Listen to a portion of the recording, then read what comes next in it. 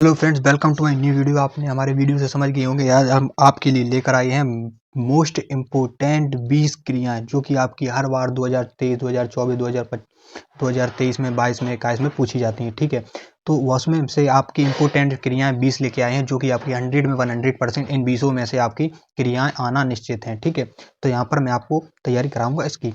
ठीक, ये video 2-4 minute की होगी। ठीक है, चलिए वीडियो स्टार्ट करते हैं। तो सबसे पहले आपको दिखाते हैं यहाँ पर बुर्ज अपक्रिया क्या है। तो जब ये बुर्ज अपक्रिया वह रासायनिक अपक्रिया जिसके एल्डिहाइड के दो अणु लेकर शुष्क ईथर की उपस्थिति में सोडियम Na धातु की क्रिया कराने पर संगत एल्केन बनते हैं, वह बुर्ज अपक्रिया होती है। ठीक है, बुर्ज अपक्रिया क्या होती है? जो एक एल्किल हैलाइडों के दो अणु लेकर Na सोडियम धातु के साथ क्रिया कराने पर, ये देखिए यहाँ पर सामान्य क्रिया लिखी है, ये RX प्लस NaS सोडियम, ये शुष्क ईथर की उपस्थिति में RR बना है ये। और उदाहरण में आप इस प्रकार से, जैसे इसमें लिखा हुआ है उसी प्रकार से आपको पेपर में लिखना है। यहाँ पर आपको दिखाई दे रहा है कि ये 2 मेथिल क्लोराइड सोडियम की धातु की और 2 का गुणा यहाँ पर किया गया है।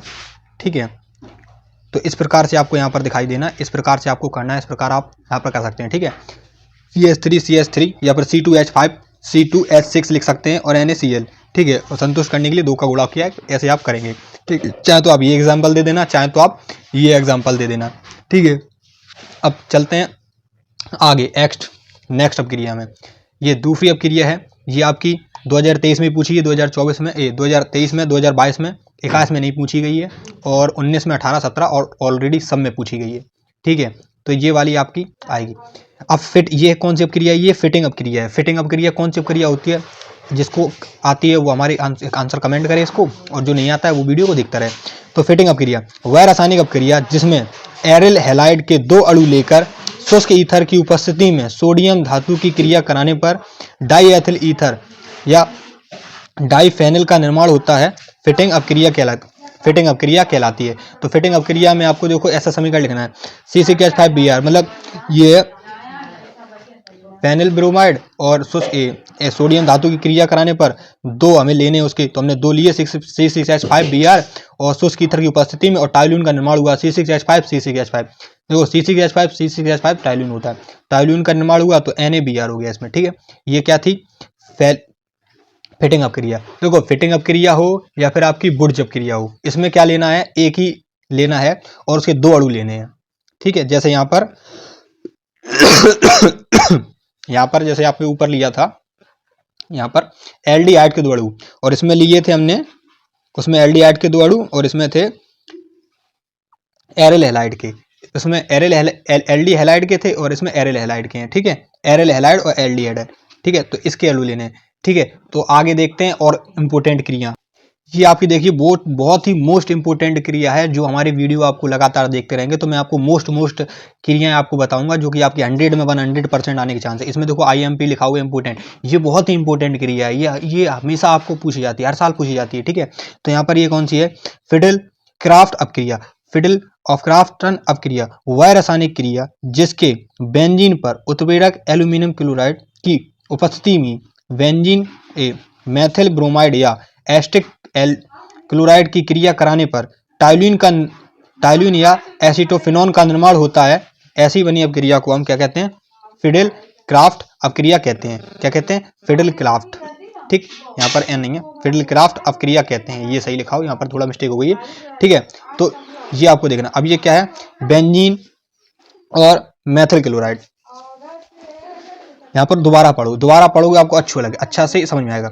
वह रासायनिक अपक्रिया जिसमें बेंजीन पर उत्प्रेरक एल्यूमिनियम क्लोराइड की उपस्थिति में मेथिल क्लोराइड और बेंजीन की क्रिया कराने पर, ये आपको याद ही करनी पड़ेगी क्योंकि देखो इसका कोई ट्रिक है नहीं है, तो ये आपको याद करनी पड़ेगी। ठीक, इसीलिए इसमें इंपोर्टेंट लगा हुआ है।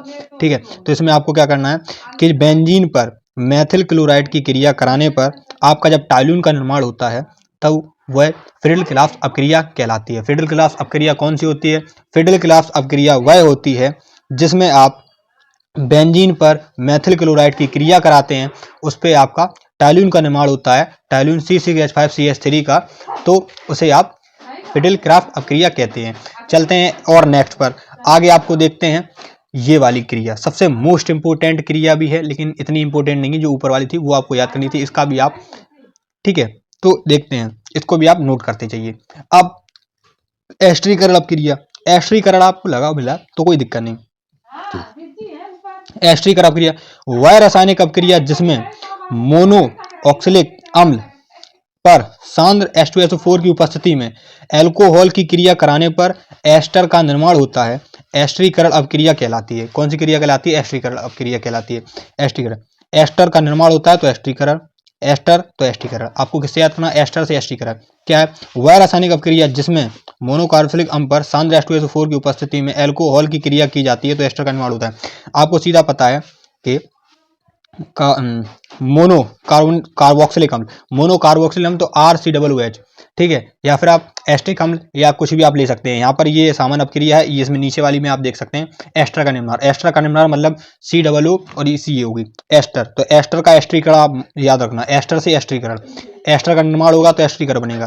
तो यहाँ पर क्या है? एस्टिक अम्ल तो और एथिल एल्कोहल H2SO4 की उपस्थिति में, ठीक है, एथिल मेथिल एस्टर का निर्माण होता है, एस्टर और जल शेष बचता है, ठीक है। ये आपकी मोस्ट इंपोर्टेंट है, इसको भी आप देख सकते हैं, इसको आप याद करने की जरूरत नहीं है। मैंने नॉर्मल बोला था, जिसमें इंपोर्टेंट लगा होगा उसमें ही आपको कुछ याद करने का होगा, और में कोई दिक्कत वाली बात नहीं है। अब चलते हैं आगे, आगे आपको दिखाते हैं। सबसे पहले ये आपकी क्रिया आ चुकी है, सिमेट अपक्रिया। सिमेट अपक्रिया वह रासायनिक अपक्रिया जिसमें मोनो कार्बोक्सिलिक अम्ल के एलिफेटिक या एरोमेटिक अम्ल पर सांद्र H2SO4 की उपस्थिति में हेलोजक अम्ल की क्रिया कराने पर आर मतलब प्राथमिक एमीन या ये एमीन का निर्माण होता है, सिमट अपक्रिया कहलाती है। इसकी क्रिया देखते हैं, इसकी आप थोड़ा ध्यान से पढ़ना, ध्यान से पढ़ेंगे तो आपको अच्छा समझ में आएगा, अच्छा समझ में आएगा तो आप अच्छे से पेपर में करेंगे। और जिस प्रकार से इसमें लिखा हुआ है उसी प्रकार से आपको पेपर में लिखना है, उसी प्रकार से आपको पेपर में करना है, ये बात आपको याद रखनी है, ठीक है ना। तो आते हैं इसके उदाहरण पर। यहाँ पर दिखाई दे रहा है आपको CH3COOH और यहाँ पर अमोनिया हाइड्रोजोइक अम्ल, हाइड्रोजोइक अम्ल का होता है NHN3H, हाइड्रोजोइक अम्ल को, ठीक है, ये बोलते हैं। अब यहाँ पर देखो CH3 और NH2, CH2 NH2 मतलब प्राथमिक एमीन का निर्माण होगा, बस बाकी सब बाहर फेंक दो, या फिर आपसे इतना ही लिख दो, इतना आप लिखो या मत लिखो तब भी नंबर आपको पूरा मिलेगा, ठीक है। तो मैं इसमें 3 उदाहरण लिए हैं, या तो आप इसके ऐसे कर सकते हैं कि C2H5COOH और इसमें भी हाइड्रोजोइक अम्ल की क्रिया करा देंगे तो ये आपका निर्माण हो जाएगा, ठीक है। या फिर आप बेंजोइक अम्ल में, ठीक है, बेंजोइक मतलब हाइड्रोजोइक अम्ल की क्रिया कराएंगे तब भी आपको यही मिलेगा, ठीक। मतलब यहाँ पर प्राथमिक एमीन का यहाँ पर, और प्राथमिक आप CH3 C2H5 या CCH5 कुछ भी लगा सकते हैं, कोई दिक्कत नहीं है, इसी प्रकार से आपको करनी है, ठीक है। अब आपको सबसे मोस्ट अपक्रिया दिखाते हैं यहाँ पर, जो कि आपकी पेपर में पूछी भी गई है, ठीक है। यहाँ पर रोजेंड-मुंड अपक्रिया, रोजेंड-मुंड अपक्रिया जिसको पता है वो आंसर कमेंट करें, और जिसको नहीं पता है वो हमारी वीडियो देखें, ठीक है। तो आगे देखते हैं, वह रासायनिक अपक्रिया जिसमें अम्ल क्लोराइड पर उत्प्रेरक PD पैलेडियम तथा PD पैलेडियम BSO4 के आधार पर अबुलती हुई जाइलीन के साथ अपचयन कराने पर एलिफेटिक एल्डिहाइड का एरोमेटिक एल्डिहाइड का निर्माण होता है। मतलब एल्डिहाइड का निर्माण हो, चाहे एरोमेटिक हो चाहे एलिफेटिक हो, ठीक है, दोनों में किसी का भी निर्माण हो, सीधा बनेगा रोजमुंड अपक्रिया। रोजमुंड अपक्रिया वह रासायनिक अपक्रिया जिसमें अम्ल क्लोराइड का अपचयन करा दो तो सीधा आपका एस्टिक एल्डिहाइड निर्माण हो जाता है। तो आप रोजमुंड अपक्रिया याद करने के लिए आप सीधा याद रख सकते हैं, एस्टिल्डिहाइड का निर्माण जिसमें हो जाए, एल्डिहाइड का निर्माण हो जाए तो रोजमुंड अपक्रिया कहलाती है। यहाँ पर आप उदाहरण देख सकते हैं इसका, ठीक है।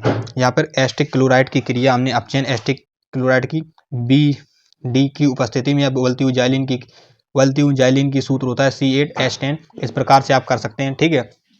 यहाँ पर और भी इसी प्रकार से आपको करनी है, ये आपकी लास्ट इंपोर्टेंट अपक्रिया है, इसके बाद वीडियो आपकी एंड हो जाएगी। ये आप यहाँ पर देख सकते हैं CH5CuCl बेंजिल क्लोराइड और हाइड्रोजन की उबलती हुई जाइलीन में तो एल्डिहाइड का निर्माण होता है। मतलब आपको याद रखना है रोजमुंड अपक्रिया जो है वो एल्डिहाइड से बनती है।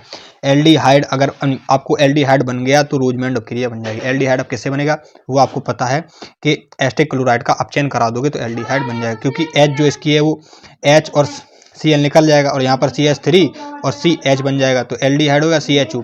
H की तो कमी है क्योंकि यहाँ पर H चाहिए, ठीक है, तो ये वीडियो आपको अच्छी लगी तो वीडियो को लाइक करें और चैनल को सब्सक्राइब करें, और चैनल पर नए हो तो वीडियो को सब्सक्राइब कर लें, और मिलते हैं आपको ऐसी मजेदार वीडियो के साथ।